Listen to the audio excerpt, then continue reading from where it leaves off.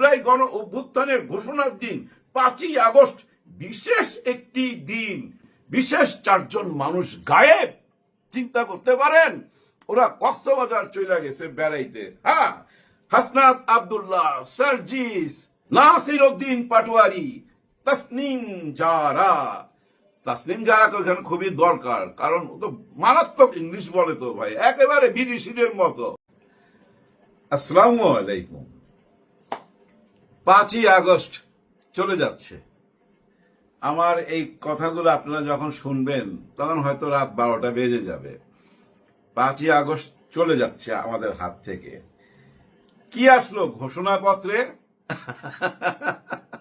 ভাই বিশ্বাস করেন, বাংলা ভাষা যে এত কঠিন আগে বুঝি নাই। আমার 3-4 বার শোনা হয়ে গেছে স্যারের বক্তব্য, এখন আমি বুঝা উঠতে পারি নাই।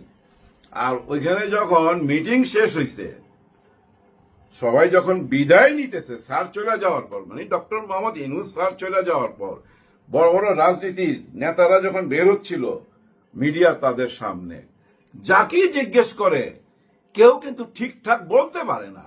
মানে সবই কিন্তু বাংলা ভাষায় বলছে, কিন্তু মাথায় নিতে পারতেছিল না। অনেক কিছু মাথার উপর দিয়ে চলে গেছে, আর যেটুক ভিতরে ঢুকছে সেটুকু বলতে পারতেছে না। সবাই বলতেছে আমরা নিজেরা বসবো মিটিং এ, তারপর আমরা আমাদের অভিব্যক্তি প্রকাশ করব, ওনাদের মনের কথা পরে প্রকাশ করবে, এই মুহূর্তে কিছু বলতে পারবে না।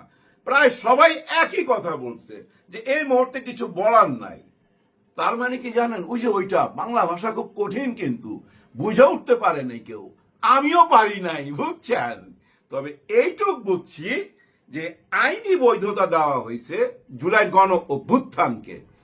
একেবারে সরাসরি বৈধতা দিছে এমনও না, আবার একেবারে দেয় নাই এমনও না। কিছু কাজ রেখে দিছে, আগামী সরকার যে আসবে নির্বাচন করে তারা সারবে সেই কাজটা, তাদের হাতে দিয়ে দিছে। কিন্তু এটা কি মেনে নিবে? না, মেনে নিবে না। এটা নিয়ে বিতর্ক হবে। এই সরকারের হাতেই সবকিছুর দায়িত্ব। এখানে কিন্তু দেখেন, জুলাই যারা শহীদ হয়েছে তাদেরকেও স্বীকৃতি দিছে এবং আইনি বৈধতা পাবে। তাদেরকে আইন সবসময় সুরক্ষা দিবে, শুধু দিবে, আশ্বাস দিছে। আর গত 16 বছর না, 16 বছর না, একেবারেই 71 থেকে শুরু করছে। 71 সাল থেকে নিয়ে কিভাবে এই দেশটা এই পর্যন্ত আসছে, মাঝখানে কি কি ঘটছে, ওই যে 75 সালে কি ঘটছে, সিপাহী বিদ্রোহ কেন হয়েছিল, এবং এরশাদের সময় কেন জন অভ্যুত্থান হয়েছিল, অনেক কিছু তুইলা ধইরা সোজা কথা গত 16 বছরে আওয়ামী লীগ কি কি অপকর্ম করছে এটারই বর্ণনা ছিল। ধইরা নিতে পারেন আওয়ামী লীগের কবর খোদা হয়েছে, এটাতে কবর দেওয়া হবে, মাটি দেওয়া হবে, এইটাই কিন্তু মূল কথা।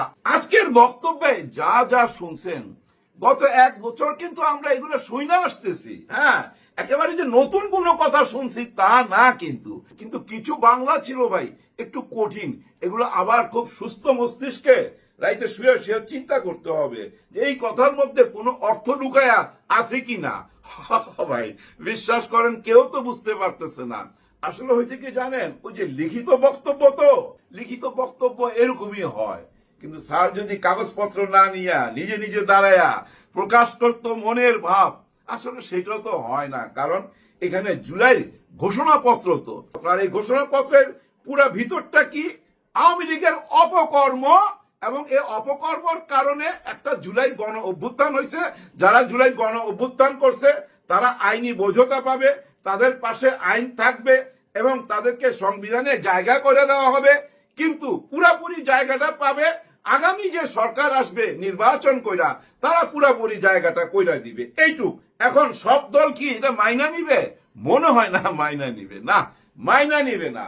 কারণ আগেই তো বইলা ভালাইছে জামাতে ইসলাম যে আইনি বৈধতা লাগবে, সংস্কার লাগবে, তারপরে নির্বাচন। এবং ওনাদের সঙ্গে এনসিপিও তো একই কথা বলছে, চরমনাই পীর সাহেবও একই কথা বলছে। এখন দেখি না কি হয় সামনে, কারণ এই ঘোষণাপত্রের মধ্যে তো সবাই দস্তখত লাগবে। এখন সবাই দস্তখত যদি করে ওকে, আর যদি না করে তার মানে ভেজাল রয়ে গেল। দেখেন, আজকের এই জুলাই গণ অভ্যুত্থানের ঘোষণার দিন 5ই আগস্ট বিশেষ একটি দিন বিশেষ 4 জন মানুষ গায়েব।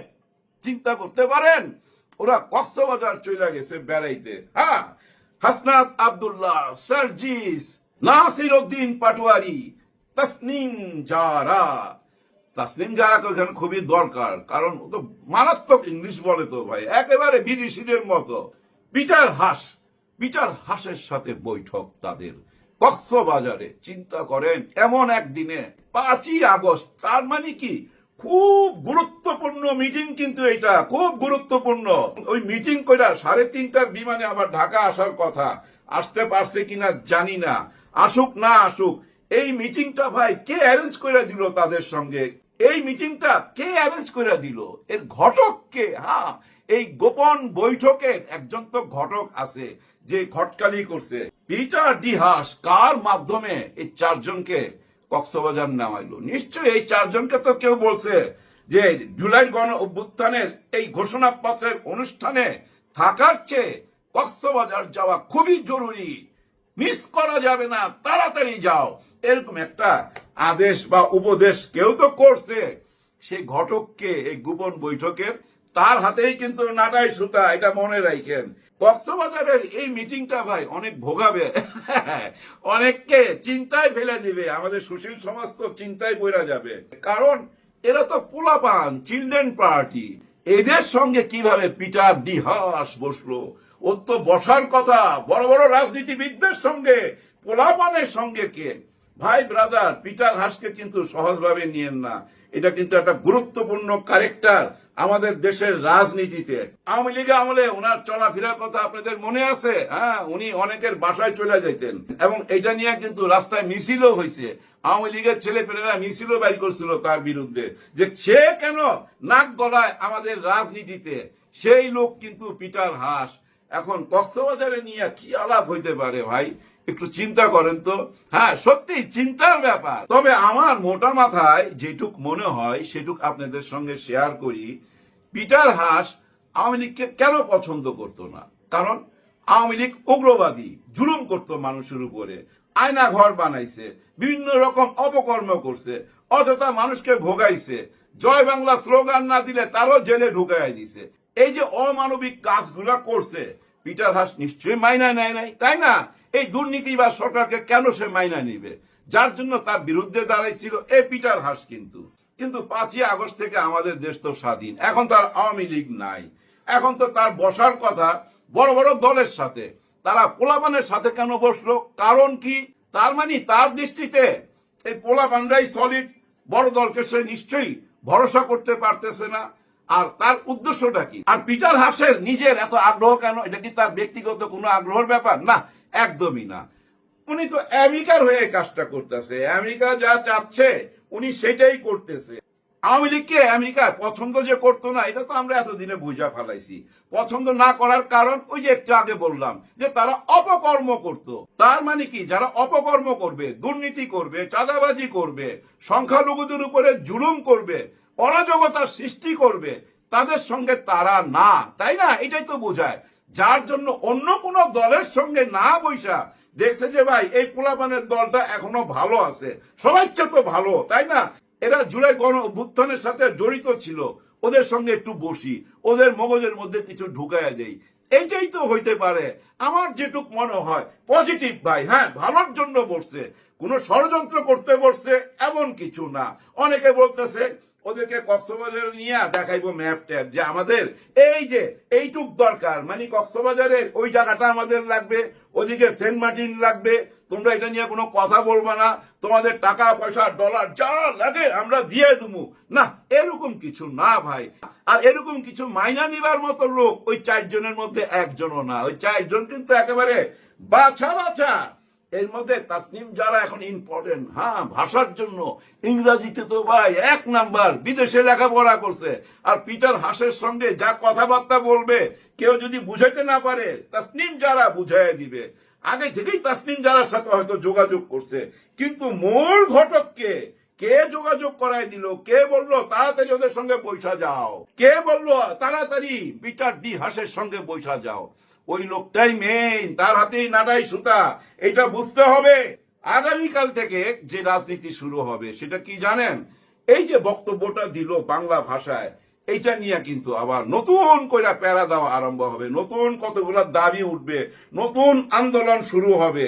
কেউ মানবে কেউ মানবে না। এখানে দস্তখতের ব্যাপার তো দেখা গেল কিছু দল দস্তখত করলো না, না ভাই আমরা মানতেছি না, আমরা যেটা বলছি সেটাই হইতে হবে।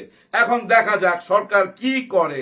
এদিকে কিন্তু আবার মাথায় রাখতে হবে, ওই যে মাহফুজ আলম উনি একটা ওই স্ট্যাটাস দিয়া আবার ওইটাকে চেঞ্জ করছে, নতুন ভাবে আবার স্ট্যাটাস দিছে, কিন্তু মূল কথা ছিল কি 111। ওইটা কি জানেন? ওইটা একটা ধমকি, হুমকি, হুঁশিয়ারি বার্তা কিন্তু। হ্যাঁ, ওইটা সবাই মাথায় রাখেন। দেওয়ালে পিঠ থেকে গেলে কি আর করবে, বুঝছেন না? কিছু তো করার নাই। দেশের ভালোর জন্য যেটা ভালো সেটাই তো করতে হবে। কারো বাপের দেশ না তো, এই দেশটা হলো জনগণের। হ্যাঁ, জনগণের দেশ, তাই না ভাই? আমরা জনগণ কি সিদ্ধান্ত নিব না নিব কেউ কি জানে? জানে না। আমরা সব দেখতেছি। কিছুটা হলেও তো এখন বুঝি আমরা একটি ভোটের মালিক। আমি একটি ভোটের মালিক, আপনি একটি ভোটের মালিক। আপনি যখনই এই ভোটটা কাউকে দিয়ে 500 টাকা 1000 টাকা নিবেন বা একটা সিঙ্গারা খাবেন, তখনই আপনি হয়ে যাবেন ওই লোকটার গোলাম। আর আপনি যদি বলেন যে না ভাই তোর সিঙ্গারা লাগবে না, হালুয়া লাগবে না, রুটি লাগবে না, কিচ্ছু লাগবে না, আমার স্বাধীনতা, আমি কাকে ভোট দিব? আপনি যদি তার কিছু না খান, তার মানে কি আপনি তার গোলাম না, আপনি তার কৃতদাস না। আপনার ভোট, আপনি মালিক। ওই মালিকানা দিয়া ভাই দেশটাকে বাঁচান, প্লিজ দেশটাকে বাঁচান। যে সঠিক প্রিয় জুলাই আগস্টের যে গণ অভ্যুত্থান, এই গণ অভ্যুত্থানের সনদপত্র ঘোষণা করা হয়েছে, অর্থাৎ এটি কেবলমাত্র ঘোষণা করা হয়েছে, এটি আইনি বৈধতা এবং বাংলাদেশের বিভিন্ন রাজনৈতিক দলের বৈধতা, তাদের যে সমর্থন, সেটি এখনও কিন্তু কাগজ কলমে পরিপূর্ণ হয়নি। তবে এটি ইতিমধ্যে এটি হয়েছে যে এই যে একটি গণ অভ্যুত্থান হয়েছে, এটি রাষ্ট্রীয়ভাবে একটি স্বীকৃতি পেয়েছে।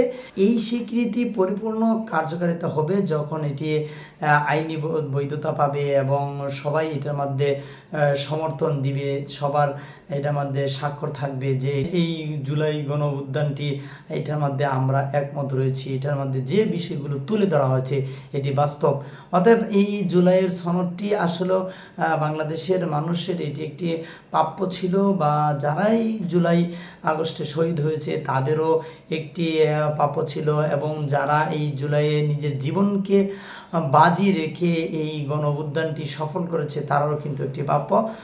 তবে আওয়ামী লীগ যেভাবে তারা বলছে বা তারা এই গণ অভ্যুত্থানকে যেভাবে ধুলোয় মিশে দেওয়ার চেষ্টা করেছিল বা এখনও করছে, সেটি কিন্তু সফল হয়নি।